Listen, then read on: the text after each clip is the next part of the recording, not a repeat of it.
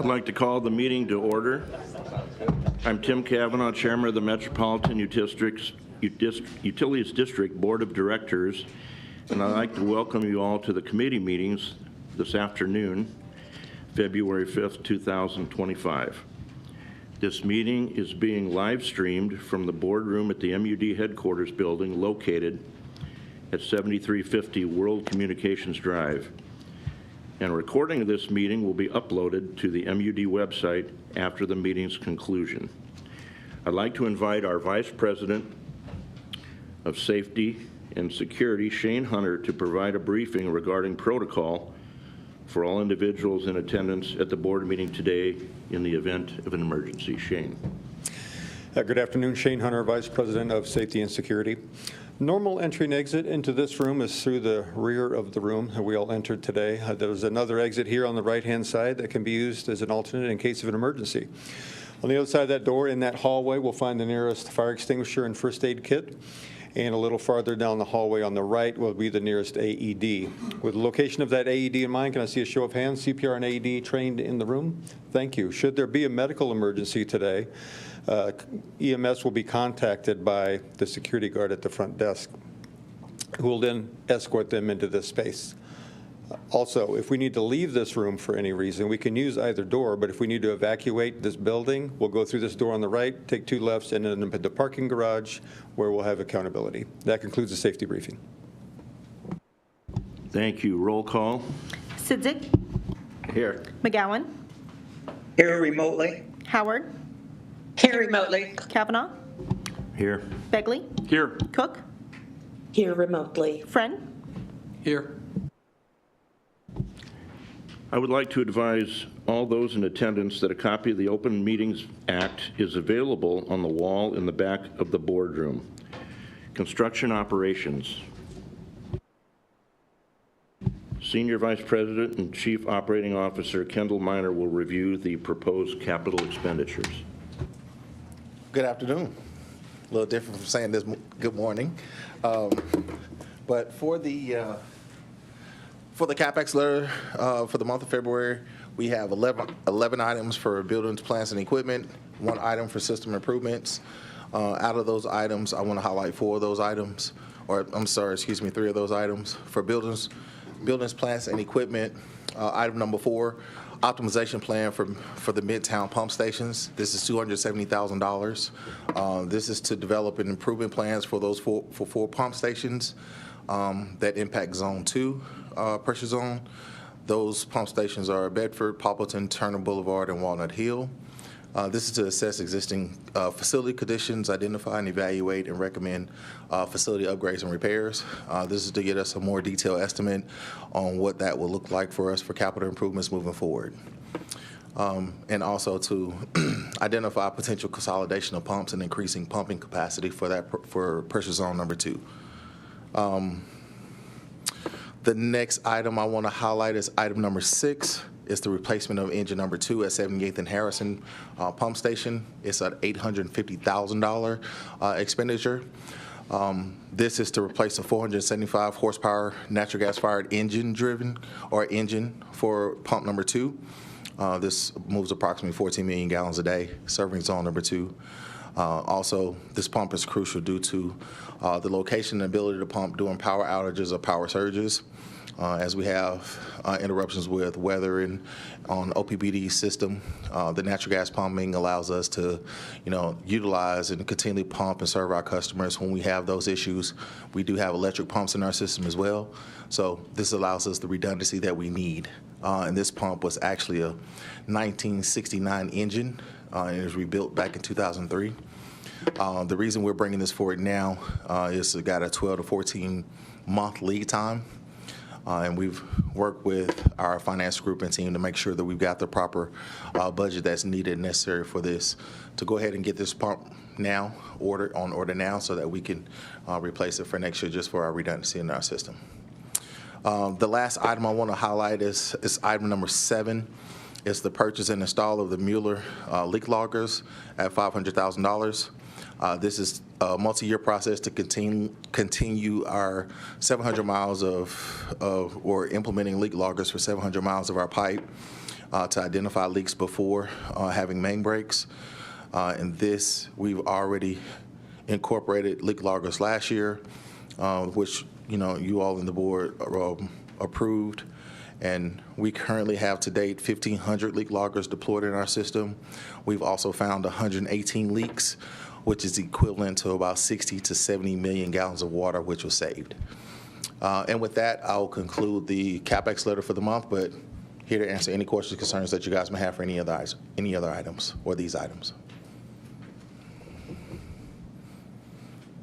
All right.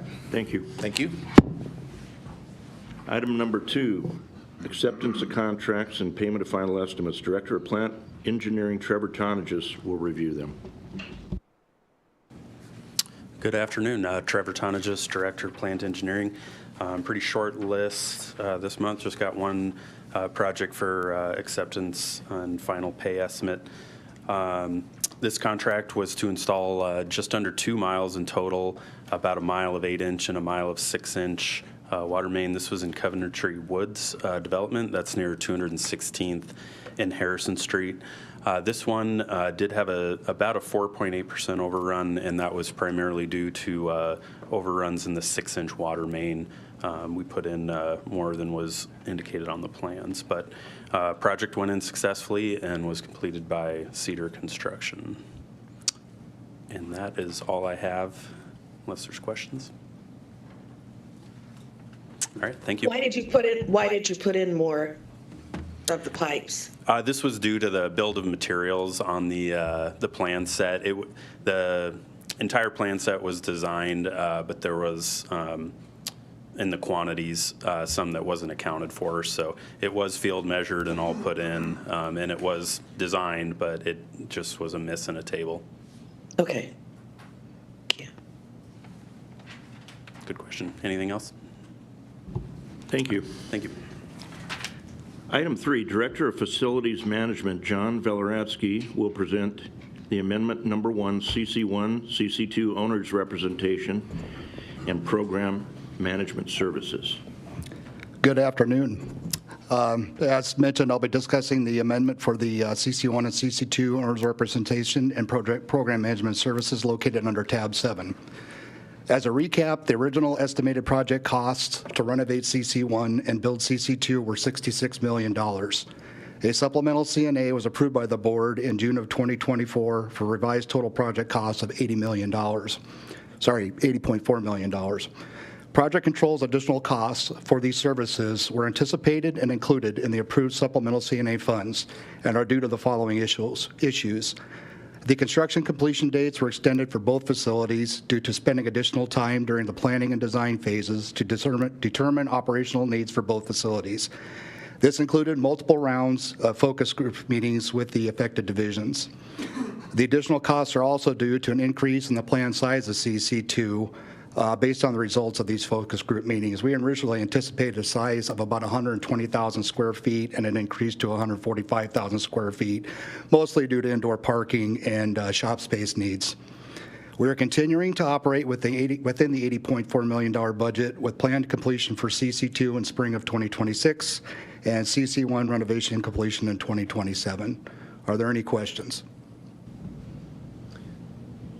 Would, Mark Doyle, President, would the board be interested in about a 1-minute drone flyover of CC2? Sure. Okay. Jay? Sure.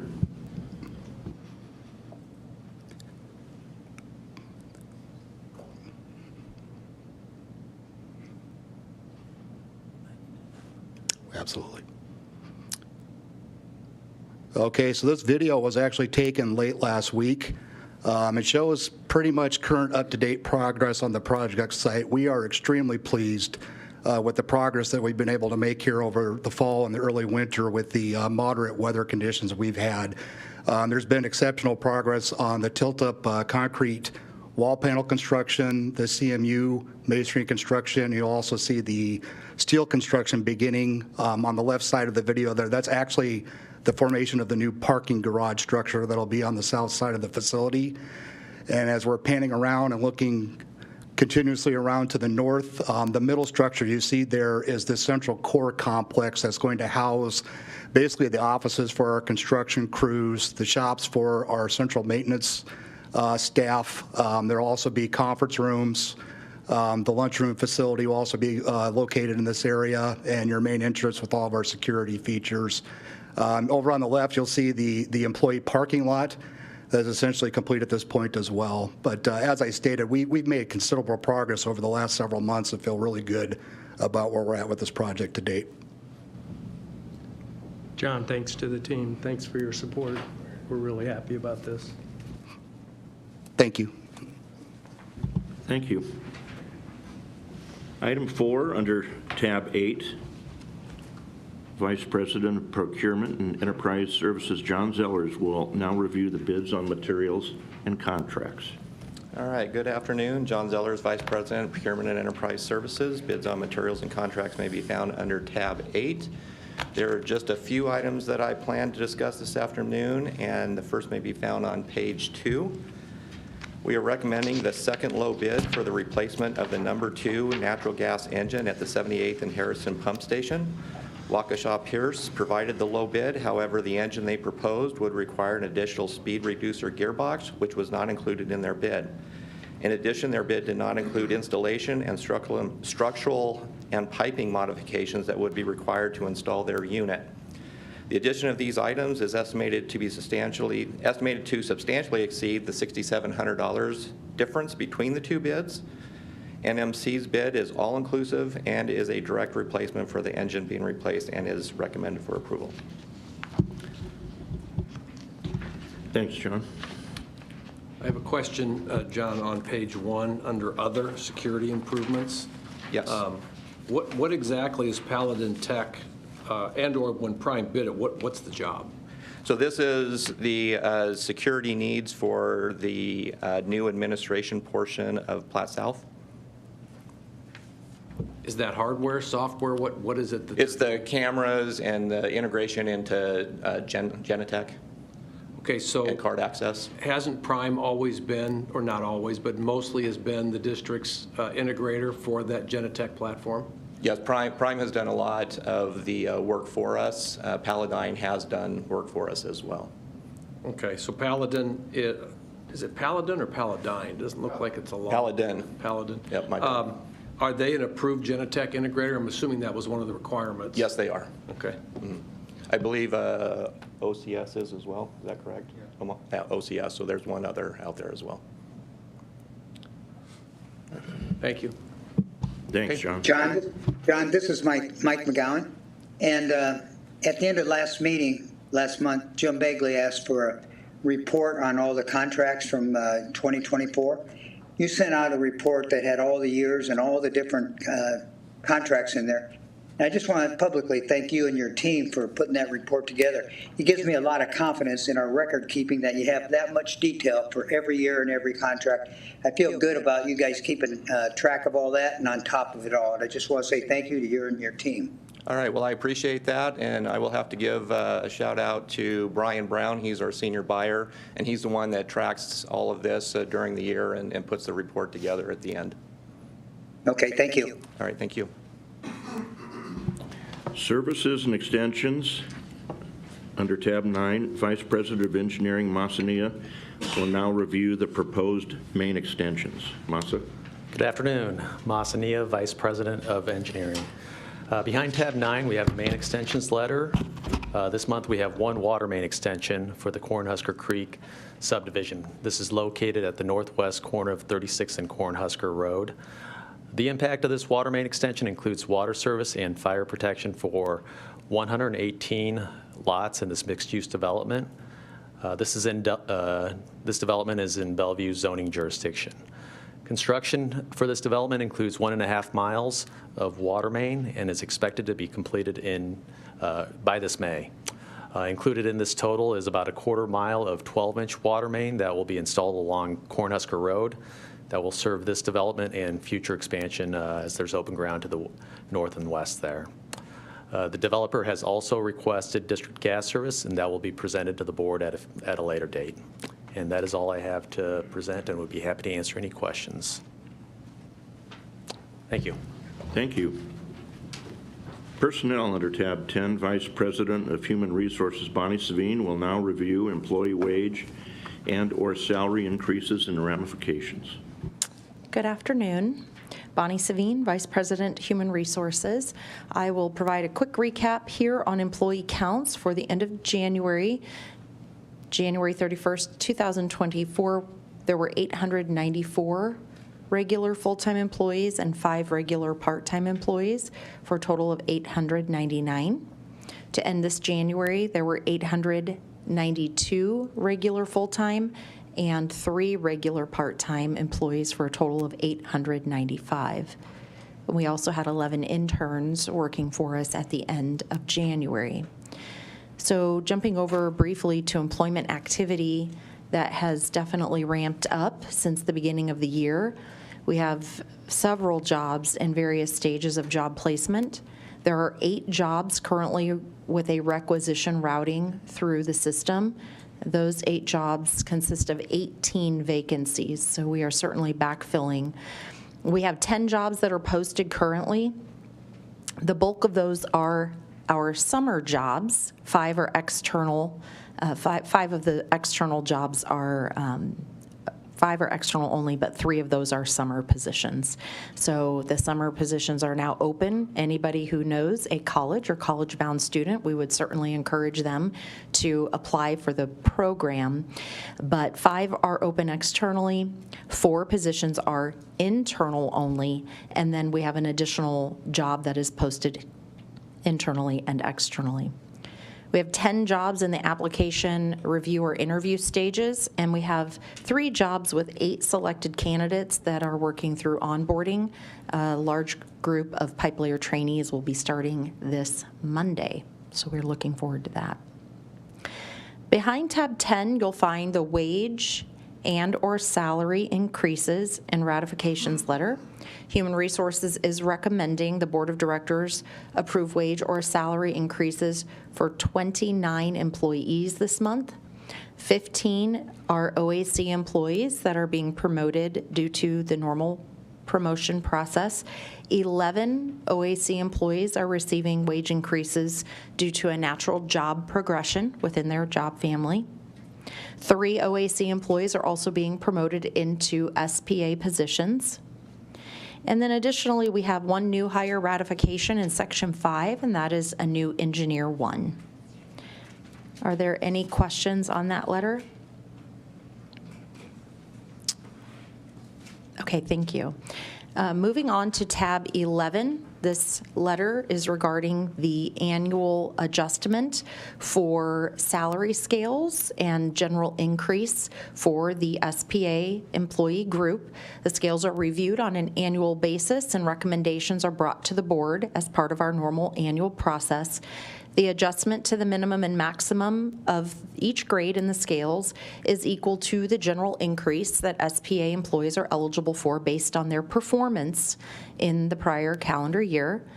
The recommended adjustment is a collective effort, and we take several factors into consideration as noted in the letter. Management's recommendation for the 2025 SPA salary adjustment and general increase is 3.25%. This recommended increase was approved in the 2025 budget, and it will be effective March 1st. Questions? Thank you. Thank you. J&L Government Relations Attorney Rick Kubat will now review the first legislative report for 2025. I haven't seen Rick. Is he here? No. Oh, there he is. Like a ghost. Good afternoon. This begins the long session of the Nebraska State Legislature. They are tentatively set to adjourn on June 9th. 715 legislative bills have been introduced. Because we are in the long session, there is no carryover legislation. The long session also starts with the election of the Speaker. Senator Arch was again elected Speaker, along with new committee chairs and new appointments to committees. I'm going to start with LB 36, which was a bill brought forward on behalf of the district which would make some tweaks to the Wellhead Protection Act. Specifically, what it would do is it would require zoning jurisdictions to provide us notice with significant land use changes that are being proposed within wellhead protection areas. Wellhead protection areas are properties adjacent to domestic well fields where hydrology would indicate that you need to be very cautious about contaminants in the area. The bill itself does two things. One, it would provide us notice of any proposed changes. The other thing that it would do is it would require the public or the zoning jurisdiction to take into consideration the public water supply when making changes within wellhead protection areas. That bill is a work in progress, and in all likelihood will probably be narrowed down to only provide us with notification, but it could change as it moves through the process. Feel free to interrupt me at any time. The next bill, LB 117 by Senator Holdcroft, would create a sales tax exemption for electricity, natural gas, propane, and sewer, specifically and only for residential purposes. The district has indicated its support for that bill. Senator Holdcroft did indicate his intent with that bill is only to exempt the 5.5% of state sales tax and not have the exemption applicable to the cities and villages' optional sales tax. Rick, does that include water or just sewer? It doesn't include water because it was a couple years ago that the legislature passed a specific residential exemption only for water. So that's why it's not applicable to water. But as you're aware, Director Kavanaugh, you know, that sewer component of our average residential water bill it's 2/3 of our water bill. So an exemption of sewer would be a big win for our constituents. But to be blunt, given the situation that the state's in fiscally, this bill has a very significant fiscal impact. So it's going to have a long road ahead of it and would probably have to be accompanied with some elimination of some other sales taxes.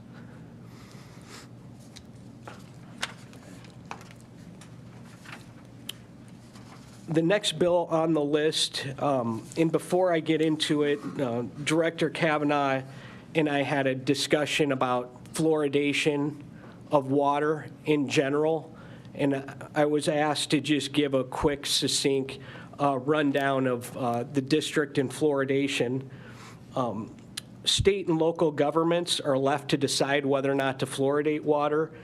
The Environmental Protection Agency and the Nebraska Department of Environment and Energy both have set what's known as a maximum contaminant level of 4 parts per million. The district currently fluoridates at a level of 0.7. As required by the Nebraska Department of Health and Human Services Title 179. Under Nebraska law, communities with a population of over 1,000 are required to fluoridate in accordance with the level established by the Department of Health and Human Services Title 179. There is an exception for communities that they can, via vote of their people, choose not to fluoridate. In 1968, Omaha voters approved fluoridation, and the district began fluoridating in 1969 at 1 parts per million at Florence and Platte South.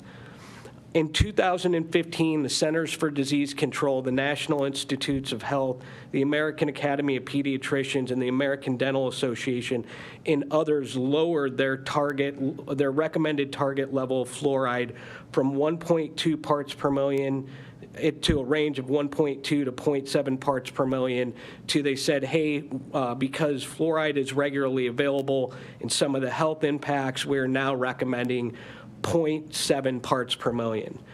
Inevitably, the state of Nebraska and DHHS followed suit with that target level, and again, that's where the district is at. Fluoride is a common element, and it naturally exists in almost all waters and soils. And in accordance with Title 179 and various national public health institutions, the district fluoridates our water at the target level of 0.7 today. This level aligns the district with our neighboring regional water suppliers in Des Moines, Kansas City, and Lincoln, who all fluoridate at very similar levels. Roughly 72% of public water providers today fluoridate. At our 3 treatment plants, naturally occurring fluoride levels exist in our water sources today at roughly half of that 0.7 level. So that's just a quick run through, and then I'm going to talk about what the bill that's been introduced by Senator Hansen from Blair would do. Essentially what it states is that public water providers can fluoridate. And if you do so, just like it is today, we're under Title 179 with the target range of being 0.7. Entities that choose not to fluoridate, essentially this board could take it to a vote amongst yourself, and you could make a determination not to fluoridate. So essentially you have 2 options. You can do nothing and we can continue fluoridating at the level that we do today. Alternatively, if LB 147 were to come to fruition, this board would have the discretion on whether or not to fluoridate. So if there... Would we, sorry, do you want me to wait till the end, Rick? No, go right ahead, and thank you. Would we have the mandate, or would the members of the board be required in this particular jurisdiction to approve the whether and the amount of fluoride for the water supply? Would that be, I guess, would that responsibility be ours that we'd have to take up, or is it one according to the language right now, today, very early, may do? That's a very good question, and essentially what it says is, one, that if you do fluoridate, that level is dictated by the Department of Health and Human Services, which is 0.7 parts per million. And also, to be clear, fluoridation is done at a range, because it's not an exact number every day. The range is 0.5 to 0.9, and we're at 0.7. So essentially what it says is, if you do fluoridate, you need to hit the 0.7 target. But alternatively, if the bill were to pass, it becomes within the discretion of the board to decide whether or not to fluoridate. If that helps kind of answer your question, Director Cook. It does, and not knowing where my colleagues are on this particular issue, I'm just thinking in terms of the public, that could go back and forth and change with whoever serves on the board of directors, and could, be 4-3, anyway. I guess neutral is a good place to be on this bill right now. Your point is well taken, and something that Doug Whitfield brought up. It becomes a little bit strange if one board decides to fluoridate, 2 years pass, don't fluoridate. You could essentially be going back and forth, putting equipment in to fluoridate, taking equipment out, and with that does come additional expense. And Rick, I remember this debate down in Lincoln, and you hit the nail right on the head when you talked about the expense for putting in the equipment. Obviously, we already have the equipment. We can continue to fluoridate without any additional expense, unless there's an expense I'm not aware of. So I would say we're in a pretty good position. Well, Rick, let me explain my reason for asking for this explanation. It's bound to come up in the next year or so, and I thought it would be good if we were all educated on the history of this and what our responsibilities are. And it's my understanding, if we fluoride, it has to be 0.7, or we can choose not to at all. I don't really want to change anything. I'm comfortable where we're at. We're in compliance. I think the American Dental Association likes fluoridation in the water, and its value is very evident in my book. But I have no appetite to change anything. It was just to educate us on this topic. Rick, is there any federal legislation that you've seen that has been proposed having anything to do with fluoridation rates in water to this point? There has not been, historically speaking, whether or not to fluoridate or not has been left to the states and local communities, with the exception of the maximum contaminant level of 4. And the EPA says you can't go this high. We've never been close to that 4 parts per million, and we're gonna be there. So the short answer is no. But to be even more complicated because of the change in dynamics of some of the appointments, there's talk at the federal level about whether the science behind fluoridation, and so it's really an unknown as to whether or not anything's going to be done, specifically as it relates to Robert F. Kennedy Jr.'s opinion on the matter. It's an unknown, like a lot of things in Washington, D.C. are right now. A federal mandate would supersede anything that was passed in Lincoln, correct?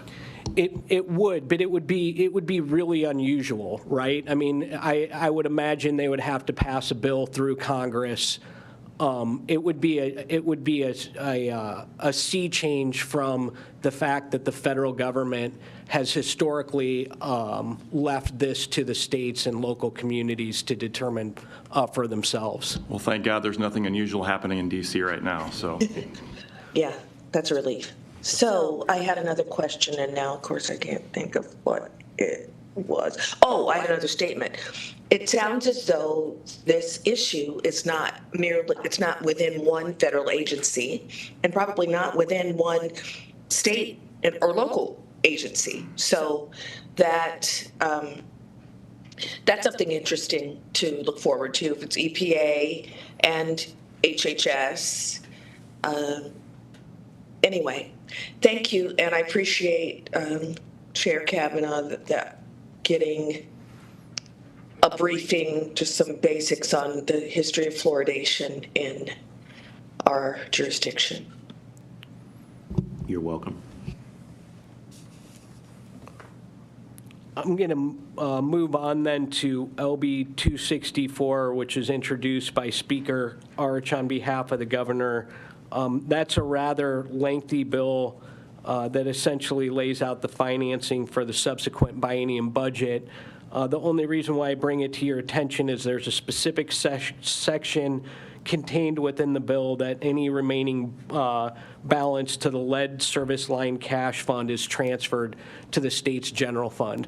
That's the bill that the lead service line cash fund is the bill that appropriated $10 million, up to $2 million of which can be used for labor training, and roughly $8 million is being utilized by M.U.D for our purposes to replace lead service lines.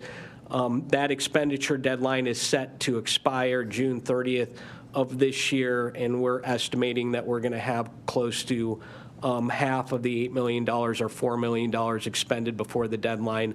I'm going to touch upon this in another bill. Our objection to that bill is specifically objecting to the sweeping of the remaining funds in the lead service line cash fund. And again, there's the last bill on this. I'm going to touch upon it again. It addresses that same topic via bill that we had introduced. The next bill is by Senator Brandt. It's a 446-page bill that merges the Department of Environment and Energy, or NDE, with the Nebraska Department of Natural Resources to become, and I do like this acronym, the Department of Water, Energy, and Environment, otherwise known as DWE. So it merges two departments to become the DWE. Essentially, NDE incorporates DNR. The director of the Department of Natural Resources is still a gubernatorial appointee under the governor, and one of the minor changes within the bill is the director of DNR no longer would be required to be a PE. but it's a significant bill because historically speaking, DNR handles what I would say intrastate matters, and NDE handles what I would say are, generally speaking, federal appropriations of water funds. Then from there is LB 344 by Senator Brandt, and this is where I'm going to ask Jay if he can put a map up. What this bill does is it states that in fully and over-appropriated areas that domestic or industrial water use where you're bringing on more than 25 million gallons per year can be brought into play for purposes of integrated management plans, otherwise known as IMPs. Integrated management plans are what local NRDs and the Department of Natural Resources use to try and bring some of our areas in Nebraska that are losing water, that are not meeting compact compliance, to try and bring them into what I would call a water equilibrium. This map in front of you in blue shows the fully and over appropriated areas in the state of Nebraska. Neither our water sources nor our service territory exist in fully and over appropriated areas, but to be clear, it can change over time. So as the bill is written right now, it does not apply to us. It's certainly a bill that I think we need to keep a close eye on. What it essentially does is a large industrial water user in a fully and over appropriated area would eventually be told, hey, if you want to use additional water, you need to go out and procure offsets. And where do you go to procure offsets? You usually go talk to somebody in the ag industry and purchase whatever water allocation they have to essentially offset your additional water use. That's as close of a summary as I can get to that bill. I did confer with that bill. I had several conversations, one with the director, the interim director of the Department of Natural Resources. I talked to the general manager of our local NRD. I talked to our colleagues down in Lincoln and some water law experts in terms of the district's positioning and the recommendation of being neutral on LB 344. The next three bills I'm going to give you the courtesy of skipping, but I'm more than happy to come back and talk to you about them if you would like to. The last bill I'm going to mention is LB 580 that Senator Michaela Cavanaugh was kind enough to bring on behalf of the district's behalf. Senator Cavanaugh sits on the Appropriations Committee, and this is an appropriations bill that dictates that any remaining funds in the lead service line cash fund would be reallocated in the subsequent biennium budget for the district to continue using for purposes of replacing lead service lines.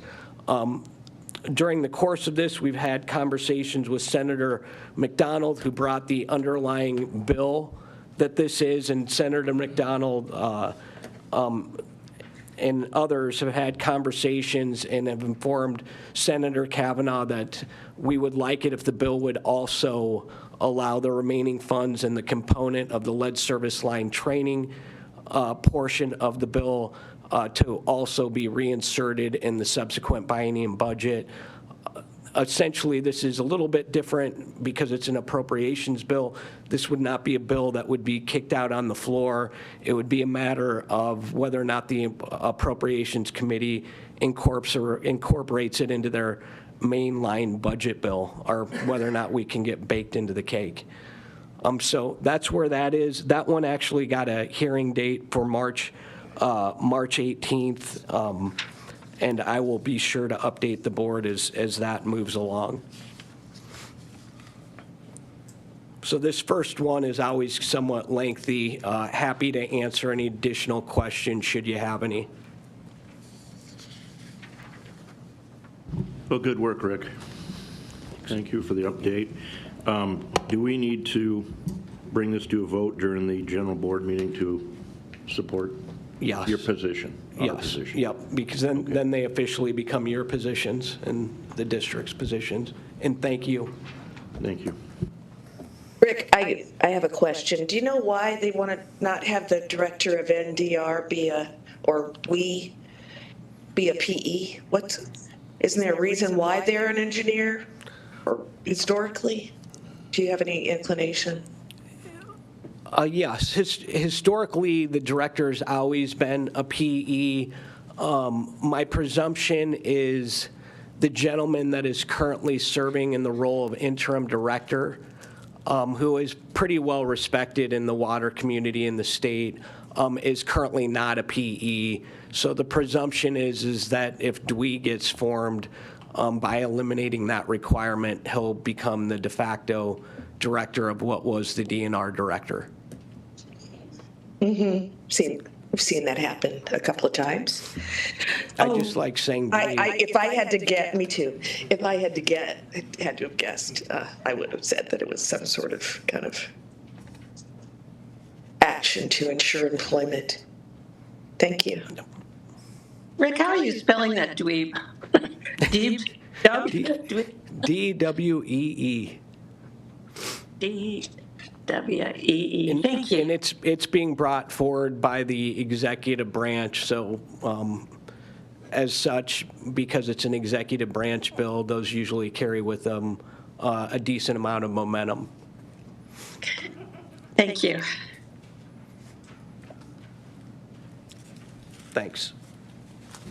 Thanks, Rick. Tab A, Vice President, this is under Insurance and Pensions. Vice President of Accounting Steve Dickus will now present the 2024 investment review consisting of the retirement plan and other post-employment benefits, followed by Braden Shalala with PNC Financial Services. Good afternoon, Steve Dickus, Vice President of Accounting. Behind tab A, you'll find a memo related to the pension and OPEB trust accounts. This memo is informational only and does not require a vote of the board. The memo contains a brief summary of investment performance for the pension and OPEB trust accounts for the year ended December 31st, 2024. These investments performed well throughout the year, with a full year return of 9.93% for the pension plan and 11.79% for the OPEB plan, and those returns are net of fees. I'd like to introduce Braden Chalaha, Vice President and Senior Relationship Manager at PNC Institutional Asset Management. Braden's going to present in more detail the investment performance report. The materials that Braden will be presenting can also be found behind tab A in your materials. It should be noted that Braden presented a more detailed version of this information at the Insurance and Pension Committee meeting held on January 27th. Braden, appreciate you making the drive up this afternoon and braving the weather, and I'll turn it over at this point. Thank you, Steve, and it's good to see everyone again. So as Steve said, my name is Braden Chalaha. I am a senior investment advisor with PNC Institutional Asset Management. I serve the district with my partner, Steven Shapiro, who's not able to be here today, but I just want to let everyone know that is his and mine pleasure to serve the district. It's been a wonderful time for the months that we've been here, getting to know the team, and it's been a great piece of collaboration. We've been serving the district now since August of 2024 when we took over from your interim investment manager. We were able to step in for a plan that I would say is in an enviable position. The district has a well-constructed policy, achievable long-term objectives, and a solid financial footing, which of course makes our job all the easier. For the committee members that we work with most frequently, as well as management, I hope that this has been a period of relative ease and not of dramatic change. We have continued to follow your policies in a manner which I believe is consistent that the prior managers have done.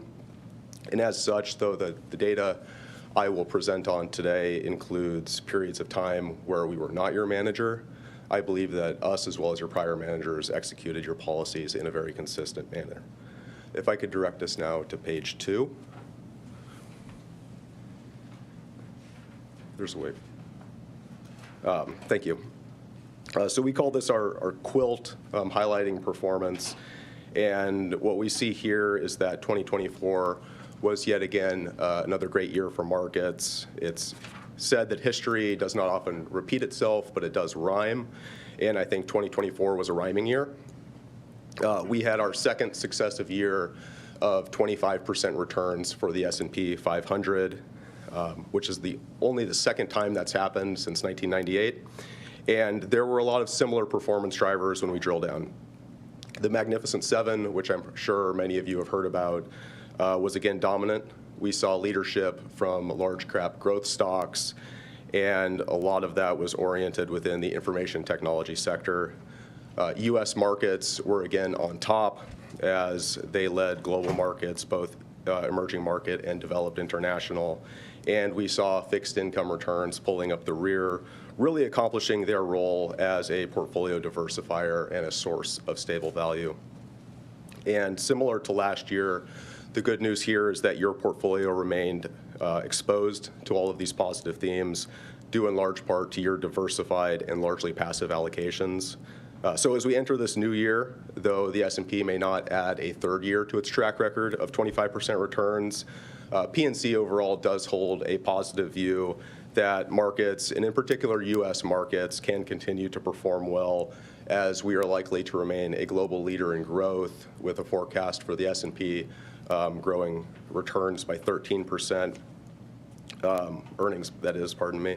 But importantly, that growth will now spread to the other 493 members of the S&P 500. And we believe that as earnings breadth continues to expand, that will be positively viewed by the market as the overall health of the economy continues to improve. If I could direct us now to slide 3. Here we see the investment balance for your retirement plan at year end of $584 million. That was up $50 million on the year, and now back above what I view as the high water mark for your plan. And as you can see, the data on the right relative to your policy targets, we are in compliance with all of your investment objectives there. Turning then to slide 4. Here, this slide shows market values and returns isolated by year. And on page 4, we do see that your portfolio returned 9.9% in 2024. Again, a robust year and in excess of your actuarial rate of return, which continues to help balance out the challenging year that was experienced in 2022. And though, as I noted, domestic equity returns were again robust, the total portfolio return did trail last year's quite substantial 16%, as your international exposure just simply failed to keep pace with U.S. equity markets. International returns were closer to 5% for the fund that you hold. So by all measures, a great individual year, but just not quite the 15% that it returned last year. And no impact relative to those individual returns on our view of the composition or construction of your portfolio. And this is, of course, the look-through of a diversified portfolio. It is not the goal necessarily to have everything move in the same direction at the same time. But what you should exhibit over a period is really lower highs, higher lows, but a more stable overall performance, and that was exactly what was accomplished last year. Moving then to slide 5, we see annualized rates of return, which smooth out some of the bumps of the individual years. And when we look here, inclusive of the 2024 return, your longer-term rates of return on the portfolio are well aligned with your targets. Here, if you look to the 5- and 7-year returns, they are nearly right on top of your policy target of 6.75%. So the portfolio and its allocations are well aligned to deliver in line with your expectations there. And then shifting to page 6, we've been primarily focused on the retirement plan so far, but noting that you're not only caring for your retired employees through the retirement plan, you also have the OPEB plan. This portfolio is managed very similarly to the retirement plan, though with a slightly higher equity allocation, just due to its early stage in life.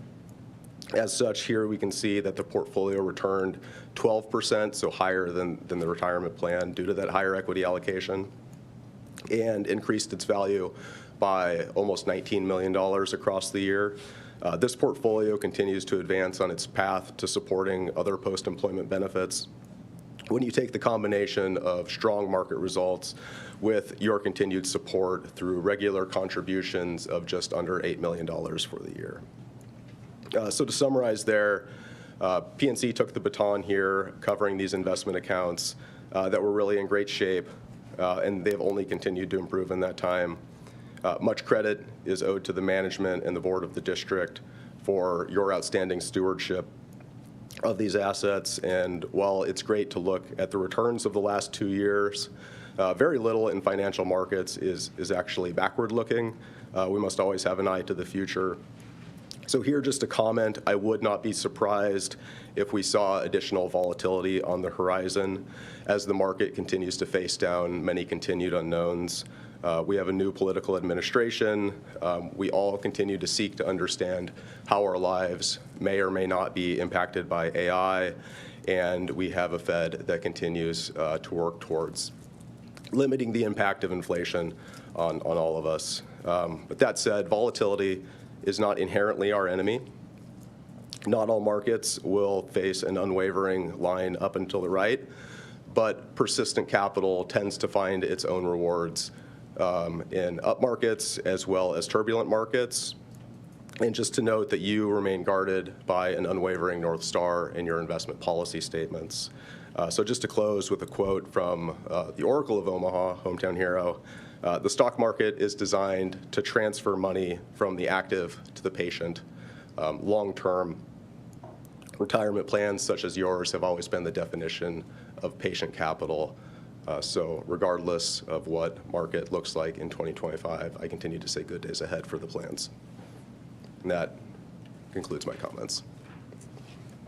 Are there any questions? Thank you. Thank you very much for the presentation. You know, it's always enlightening, and we're really pleased that the committee stays very active so we can summarize this for not just the board but the public. And I always want to call us back to on page 6, if you look at OPEB, the pension plan speaks for itself, but the OPEB plan about maybe a decade ago, maybe less, we decided that, you know, that can't just be pay as you go, and that was a board directive. And if you just look back to 2020, the beginning balance was 41 million.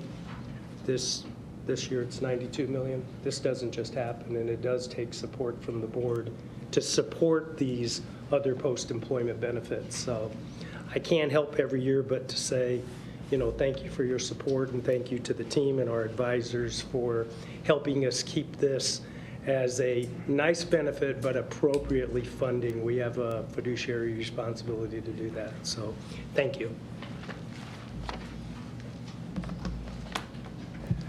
Okay, Committee of the Whole, Senior Vice President and Chief Information Officer Sue Lopsiger will present the district strategy update. Sue. Thank you, Chairman Kavanaugh. Good afternoon. Sue Lopsiger, Senior Vice President, Chief Information Officer. Behind tab B, you'll find the updated strategy documents that have been previously emailed to you. This afternoon, I would just like to give a little context behind those documents, why we did this work, how we did this work, and how we intend to apply it. It's good practice for any organization to update their strategy on a recurring basis. This ensures that our goals and our initiatives are aligned to our strategic direction, provides a framework and a common language so we can ensure our teams, our employees across the district understand our priorities and direction. And doing this work gives us an opportunity to take time to review current and anticipated challenges and risks to the district, as well as reviewing emerging technologies and new opportunities that we might be able to leverage. Our approach to reviewing and updating the strategy was very iterative. It started with the senior team, and then we brought in the vice presidents for their engagement. But ultimately, we formed a small team of 4 of the vice presidents and myself We would build content and bring it to the larger group and get feedback, and then go back to the whiteboard and continue until we got to a product that we all felt good about. Initially, I did not anticipate that we would modify the mission or vision statement, but we did have one session with the larger group to review mission and vision, and it quickly became apparent that there was interest in refreshing and updating these statements. As we looked to do that, and as we looked at the whole body of work, we asked ourselves, how do we work? How do we talk about the district? How do we spend our time? Where do we invest? How does management work with the board, and where have you supported investments in plants and infrastructure? Often when we do that, we talk about our work saying we are here to ensure a safe and reliable system, but we follow that with, not just for today, we're going to serve this community for generations to come. That's why we're doing this work. And so that's really what drove the change to the mission statement. The current vision statement starts with the words "to maintain," which is not very aspirational typically for a vision statement.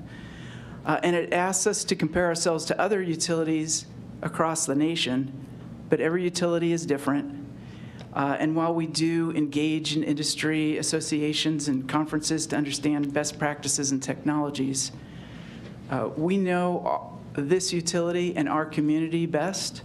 And so we really agreed that we should set our own standard and vision without focusing on other utilities.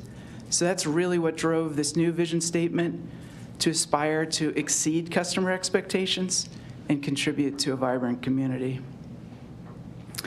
Today we have 4 published values. They're around fiscal responsibility, safety, reliability, and organizational excellence.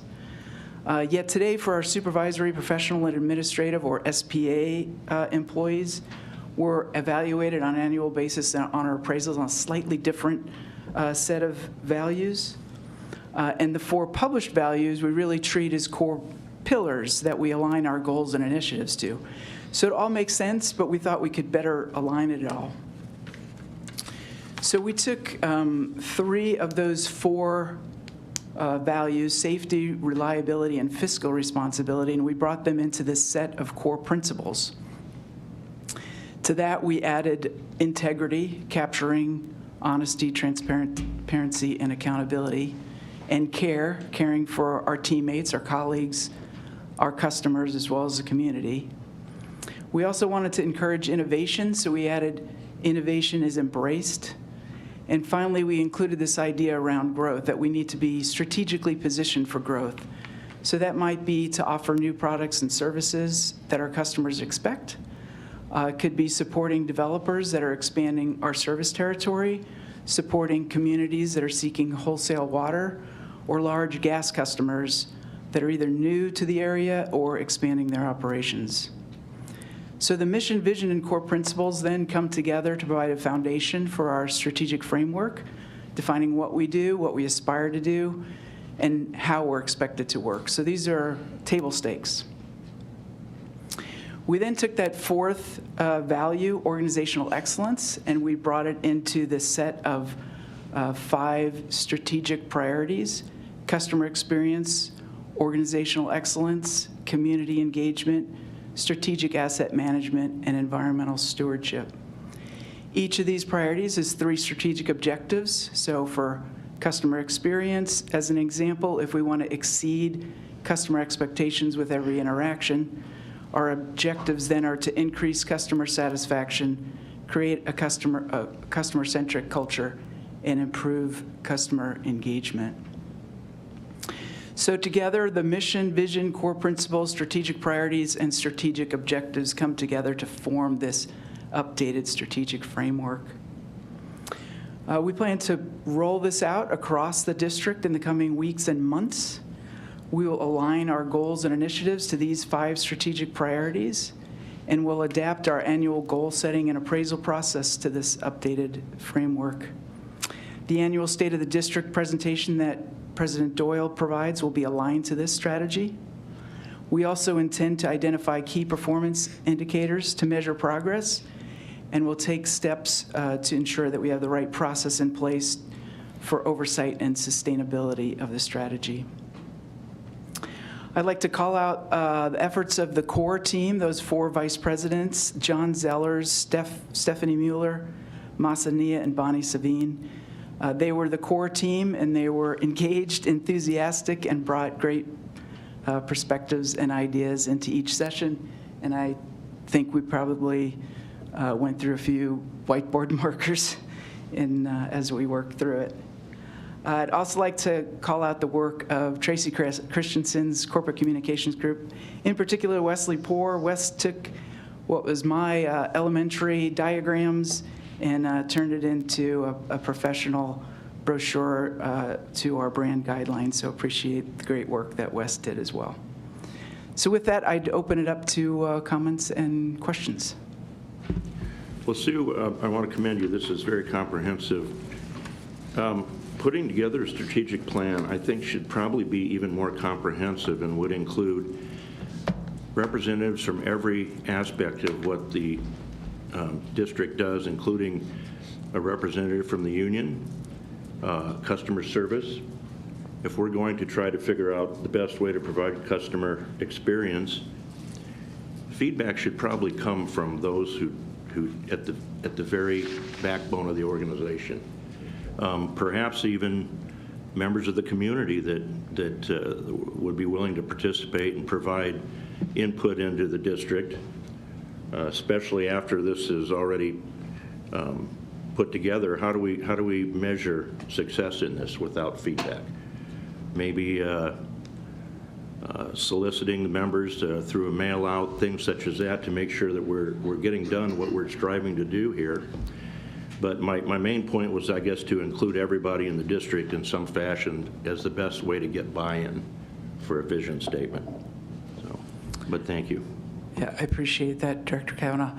As I said, this strategy really was driven from leadership, so all the vice presidents were engaged. And then to the extent that they involved their teams, they may or may not have done that. I know personally, we have a strategic vision also in IT, so throughout the year as we would do things, I would run things by them just so they understood the work we were doing. So to the extent that everybody else did that and brought that into the conversation that may or may not have happened, we didn't deliberately go doing that. In terms of the customer outreach, that is very, in particular, why we added improved customer engagement. We have different methods to get feedback from our customers, but we can do a lot more, and that really drove adding that to the customer experience priority right there.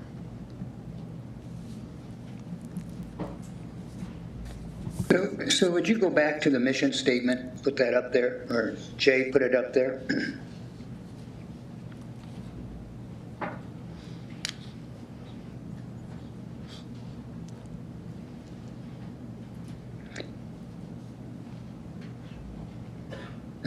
Yeah, one more. Enhance the quality of life by delivering safe and reliable natural gas and water, essential for today and future generations. Could we ever add a cost-effective after safe, reliable, and cost-effective natural gas and water rates? We don't say anything about, we want to provide it, but we also want to work hard to make sure it's cost-effective. Thank you, Director McGowan. Cost-effective is in the current mission statement. And we had a lot of dialogue over that phrase and what it means and our understanding, and ultimately agreed to remove it there, but very particularly brought fiscal responsibility into our core principles, which apply across the district. And as these get applied to us individually, this is what will be evaluated. I'll be evaluated on these core principles. And it allows us to take that fiscal responsibility and apply it to each of our roles, which may be a little different. Some of us may be involved in negotiating contracts. Some of us may be buyers. Some of us own a P&L and we need to manage to our budget.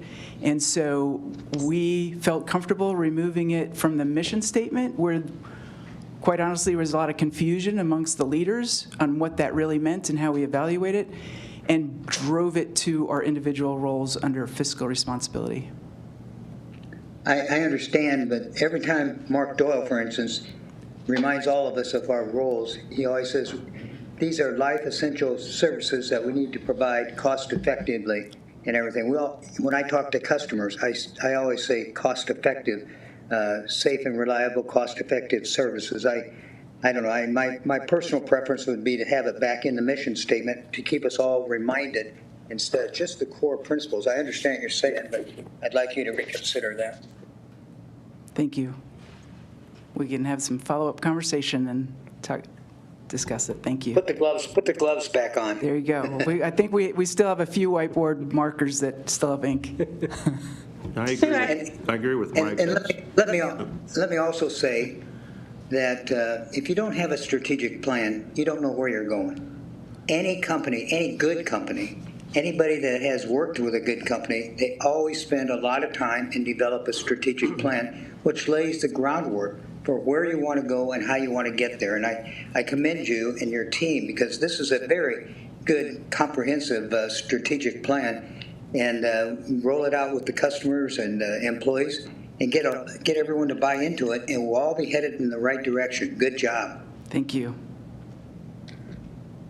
Stu, I really appreciate all the work you've done. I know this takes a lot of time.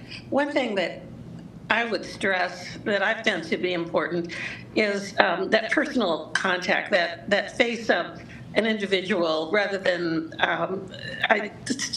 simply a utility. I know every time that I get a board email, a concern from a customer, I always contact them afterward to make sure that they're satisfied, that they've gotten their problem addressed. And what always strikes me, well, two things really. First off, that M.U.D has basically done a good job of working with them. And secondly, that they're so surprised to get a follow-up call. I think the more that we can make things human and personal, the better off we are in the long run. And that's my suggestion. Thank you. Mark Doyle, I won't take much time here, but since my name came up, one of the reasons we debate terms like cost effective or the word affordable is it's very subjective. And we do explain often, whether we use the Memphis Light and Gas Survey or even local utilities, how we stack up with other utilities. So we'll take that under consideration, but it wasn't deleted without a lot of thought. And again, what's affordable to one of us might not be affordable to others or cost effective. But it's good comments. We really do appreciate the feedback. And maybe two things, maybe only one, but this is a living document, and like a master plan on the water side, which we've been working really hard on, these are somewhat living documents. We're trying to institutionalize, maybe a roadmap's too specific, but we want to institutionalize things for future generations. So the new generations of leadership, some that are in this room and in this building now, can look at this and say, okay, yeah, this makes sense. We're going to either build on that or change it. And the master plan on the water side is a very specific example. We're not just taking guesses at where the next reservoir or pump station should be. It's based on science and it's based on analysis and data, but it doesn't mean we're 100% right. So that, and in terms of everyone being involved, I could go through every category here and give examples of things that are no surprise. If you talk to me, you think our only mission is asset management, because when I came into this role, our water distribution system needs a lot of help, and it's going to take a long time. But as you go across the spectrum here, Director Kavanaugh, under customer experience, that text-ahead 2-hour window has been one of the most beneficial things we've ever done. And we want to make sure those kind of things below the surface are encouraged. Innovation. You just heard that we're implementing more leak loggers. We have more leak loggers in play right now than I ever imagined, and it's only been a couple years. Last month alone, we discovered 7 non-emergency leaks. That would have been 7 water main breaks. That could have, our average is 15,000 a break. It could be $1 million, it could be 5,000. That's innovation for us. In a water-starved community, that's not innovation, that's standard operating procedure. So there's a lot below the surface that's not a surprise to anyone. And this does help a couple things. It'll be easier to do a state of the district in the future when I'm not doing it, but it'll also be easier to align all our appraisals, which really have some meat to them, with this sort of a document. So, but we really want the feedback, and we really appreciate the feedback. Thank you, Sue. So one other question I have, I know you said who participated, the vice presidents and all that. Is there a team that is an ongoing team? Like Mark said, a strategic plan is a living document, which needs to be reviewed and updated periodically. Is there a team that's the strategic plan team that's been designated to be on, to meet quarterly or whatever you want to do to make sure that this is a living document? I know all the vice presidents, senior vice presidents have participated, but do you have an ongoing plan for keeping it a living document? At this point, there's no team going forward with that accountability, Director McGowan. But as part of, I have a rollout plan that includes a number of things aligning it to our practices, and that is one of them, along with ensuring we have the right KPIs, but also that we have the right practice and people involved to keep it sustainable and up to date. So how are you going to keep it a living document? Are you going to meet quarterly? You're going to talk to people? And that's what I'm missing here is how is this going to keep going and being updated with the indicators like you said? You know, how is it going to be done? I can commit to you an update because I don't have an answer today. We wanted to get this in front of you and socialize it, but that is one of my to-dos to ensure that we have the right practice in place to keep it updated. So I can circle back with you when we get to that point, Director McGowan.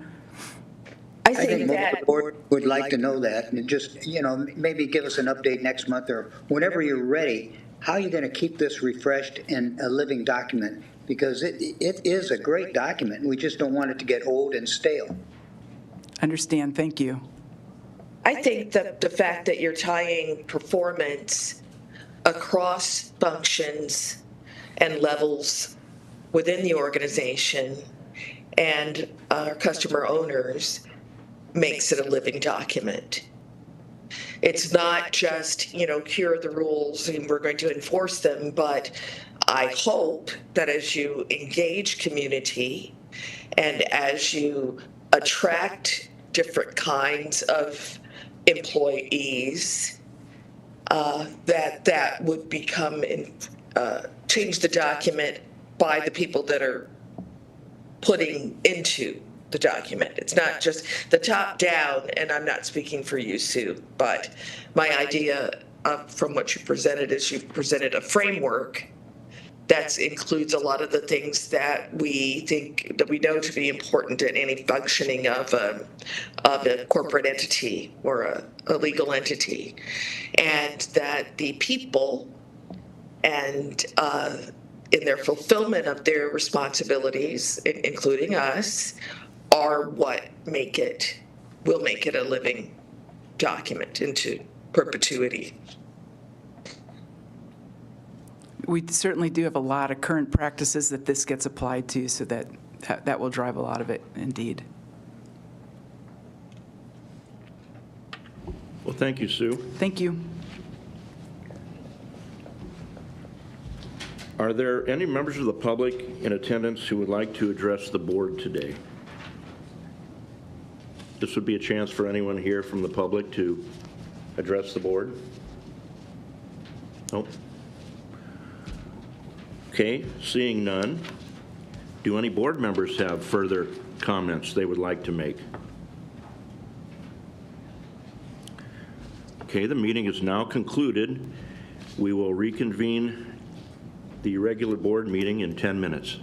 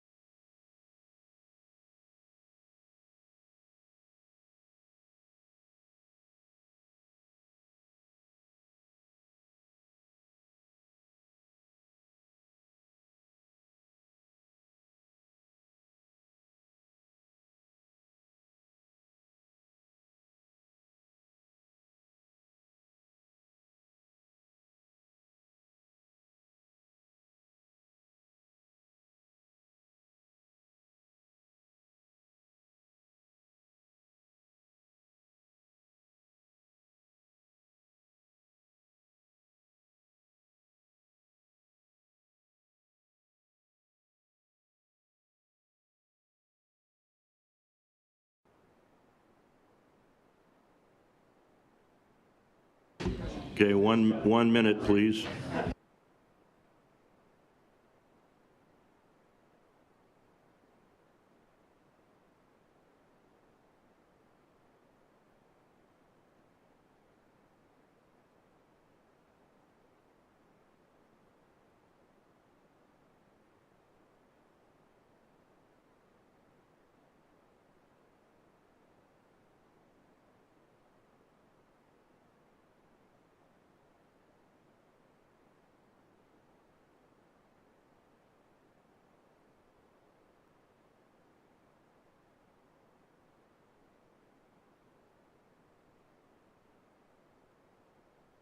Okay. I would now like to call the meeting to order. I am Tim Kavanaugh, Chairman of the Metropolitan Utilities District Board of Directors, and I'd like to welcome you all to the regular monthly board meeting this afternoon, February 5th, 2025. This meeting is being live streamed from the boardroom at the M.U.D headquarters building located at 7350 World Communications Drive, and a recording of this meeting will be uploaded to the M.U.D website after the meeting's conclusion. At this time, we would like roll call. Sidzik. Here. McGowan. Here. Howard. Here. Kavanaugh. Here. Begley. Here. Cook. Here. Frenton. Here. At this time, I would like to advise all those in attendance that a copy of the Open Meetings Act is available on the wall in the back of the boardroom. And now for those who wish to participate, including those at home, if you'd like to stand, we'll recite the Pledge of Allegiance. I pledge allegiance to the flag of the United States of America and to the republic for which it stands, one nation, under God, indivisible, with liberty and justice for all.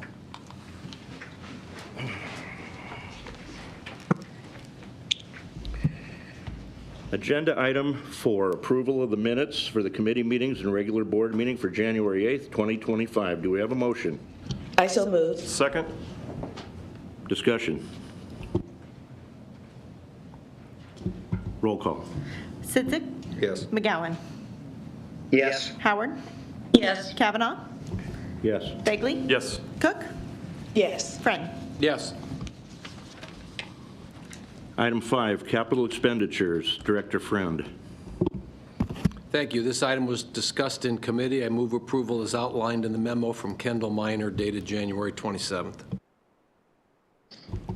Is there a second? Second. Discussion. Roll call. Sidzik. Yes. McGowan. Yes. Howard. Yes. Kavanaugh. Yes. Begley. Yes. Cook. Yes. Frenton. Yes. Item number 6, acceptance of contracts, payment of final estimates. I move approval as outlined in the letter, a memo from Trevor Tonagis dated January 24th. Second. Discussion. Roll call. Sidzik. Yes. McGowan. Yes. Howard. Yes. Kavanaugh. Yes. Begley. Yes. Cook. Yes. Frenton. Yes. Item number 7, amendment number 1, owner's representative, program management services for CC1 and CC2. This was discussed in committee. I move approval as outlined in the memo from John Veleradsky dated January 22nd. Second. Discussion. Roll call. Sidzik. Yes. McGowan. Yes. Howard. Yes. Kavanaugh. Yes. Begley. Yes. Cook. Yes. Frenton. Yes. Item number 8, bids on materials and contracts, also discussed in committee. I move approval as outlined in the memo from Sherry Lightfoot dated January 24th. Second. Any discussion? Roll call. Sidzik. Yes. McGowan. Yes. Howard. Yes. Kavanaugh. Yes. Begley. Yes. Cook. Yes. Frenton. Yes. Item number 9, services and extensions. This is main extensions, also discussed in committee. I move approval as outlined in the memo from Masa Nia dated January 28th. Second. Discussion. Roll call. Sidzik. Yes. McGowan. Yes. Howard. Yes. Kavanaugh. Yes. Begley. Yes. Cook. Yes. Friend. Yes. Item 10. Director Begley. Thank you, Mr. Chairman. I would like to make a motion to approve the wage and/or salary increases and ratifications as discussed in committee and outlined in Ms. Savine's memo dated January 23rd, 2025. Second. Discussion? Roll call. Sidzik. Yes. McGowan. Yes. Howard. Yes. Kavanaugh. Yes. Begley. Yes. Cook. Yes. Friend. Yes. Item number 11, the SPA annual general increase adjustment. I would like to move for approval to approve the SPA salary scale adjustment annual general increase as discussed in committee this afternoon. I think I said this morning for my previous motion, my apologies. As discussed in committee this afternoon and outlined in Ms. Savine's memo dated January 22nd, 2025. Second. Discussion? Roll call. Sidzik. Yes. McGowan. Yes. Howard. Yes. Kavanaugh. Yes. Begley. Yes. Cook. Yes. Friend. Yes. Item 12, the first legislative report for 2025. I make a motion that we accept the position that management for the district has recommended. Second. Second. Discussion? Roll call. Sidzik. Yes. McGowan. Yes. Howard. Yes. Kavanaugh. Yes. Begley. Yes. Cook. Yes. Friend. Yes. Other matters of district business for discussion. Any board members or management have anything they would like to share with the board? Mark?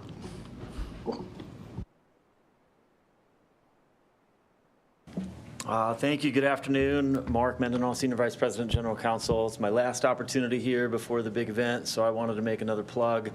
Saturday, March 1st, 9 a.m., Exarban Village, Zone 6. You can register online up to February 26th, or you can register in person. This is Heat the Streets. This is a great event. We've been doing it for 18 years. We're going to do it for 18 more.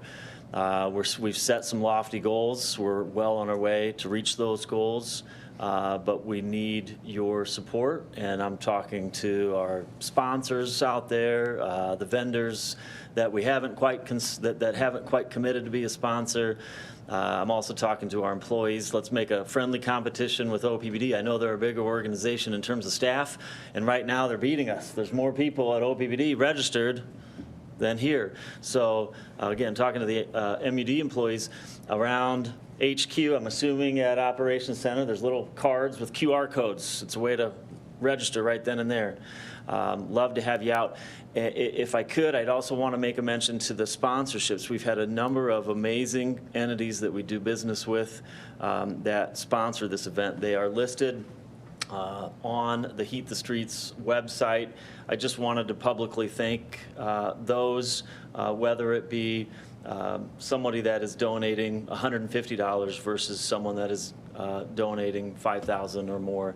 There's a list on that website. This wouldn't be possible without them. All of the money goes to utility assistance. The need is great, and again, I appreciate you letting me get up and address this. Thank you. Thanks, Mark. Anybody else from the district? Seeing none. Public comment. Are there any members of the public present who would like to address the board? Seeing none, the chair will entertain a motion to go into closed session. Do we have a motion? I so move. I move to enter, oh, I'm sorry. We need to think you have a say specific why. motion.